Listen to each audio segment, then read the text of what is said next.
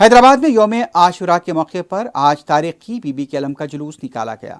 अलाहाबाद अबीरपुरी से जुलूस बरामद हुआ जो शेख फैज की कमान, एतबार चौक, कोटले आलीजा, सरदार महल, चार मीनार, गुलजार हाउस, पंजशाह, खदम रसूल से होता हुआ मंडी मीरालम, पुरानी हवेली, दारुशफा से होकर चादर घाट पहुंचेगा। जुलूस में मुख्तलिफ मातमी ग्रोहों की तरफ से मातम किया गया। पुलिस के अहदेदारों के अलावा मुख्तलिफ कायदीन ने बीबी के अलम पर ढट्टी का नजराना पेश किया। इस मौके पर पुलिस का वसीतर बंदोबस्त देखा गया था। यहाँ पर शहर की मुख्तलिफ मसाजिद में यौम आशुरा के मौके पर जलसे याद हुसैन, जलसे शहदाए करबला के अलावा मुख्तलिफ महाफिल का भी इनेकाद अमल में लाया गया।